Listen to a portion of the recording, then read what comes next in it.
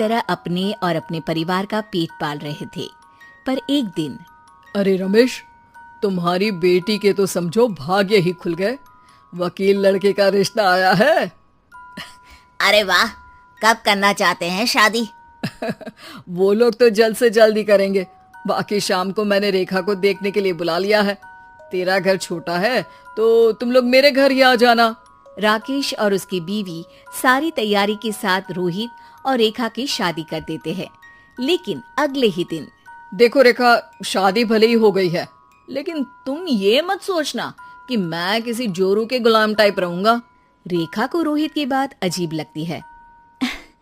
मैं ये तो सोच भी नहीं सकती और ना ही चाहती हूँ, लेकिन शादी के अगले ही दिन इस तरह की बात की उम्मीद भी नहीं थी। रोहित रेखा के मुंह से ये बात सुनकर गुस्सा हो जाता है। अरे, काफी जबान भी चला लेती हो। माँ ने सिखाया नहीं कि पति से कैसे बात करते हैं? रेखा अब चुप रहने में ही भलाई समझती है। रेखा, जल्दी से नाश्ता तैयार कर लो। आज पहला दिन है, सारे काम तुम्हें समझा दूंगी। ये नौकरानी है जो तुम्हें बता देगी कि कैसे कैसे क्या करना है। फिर इसकी कल से छुट्टी है। रेखा भी ससुराल में जी जान लगाकर काम करने लगती है। खाली समय मिलता तो पति के वकालत की किताब उठाकर पढ़ने लगती।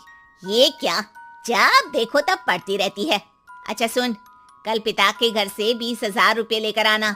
मेरे छोटे बेटे की फीस भरनी है। लेकिन पापा क्यों भरेंगे उसकी फीस? अरे वाह जी वाह, पापा क्यों भरेंगे? तो ये बता, हम क्यों रखेंगे तुझे यहाँ?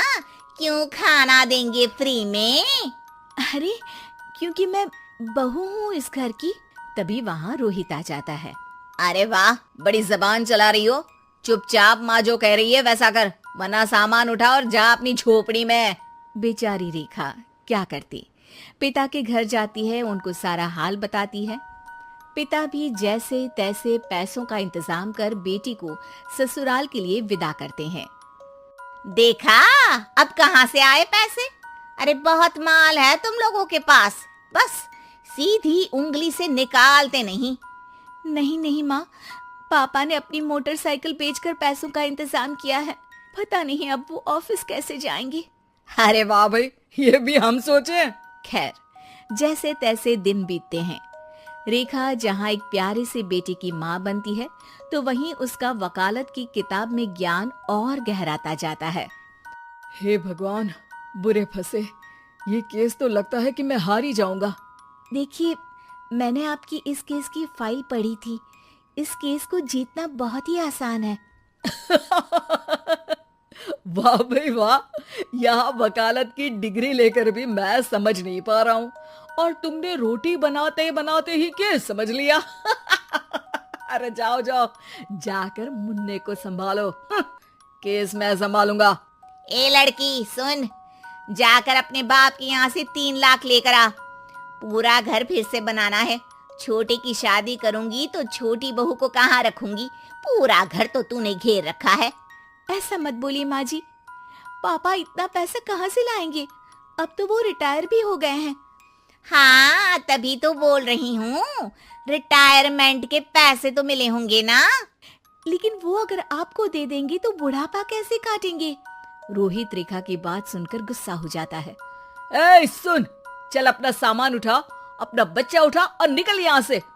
रेखा के लाख आग्रह के बाद भी रोहित और उसकी सास उसे घर में नहीं रखते।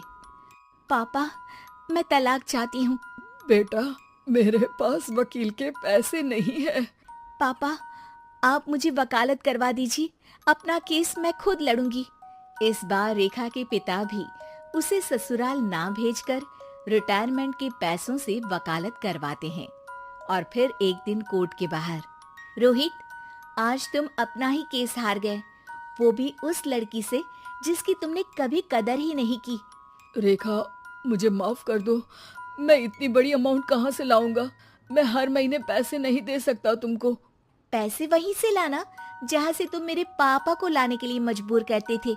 एक पिता अपनी बेटी की शादी उसकी खुशहाली के लिए करता है, ना कि सारी जिंदगी कर्जदार बनने के लिए। अरे, मेरे ही बेटे की किताब पढ़ पढ़ कर ज्ञान बांट रही हो। वकालत की किताब तो ससुराल में ही पड़ी थी ना। बिल्कुल, यहाँ मेरी गलती रही।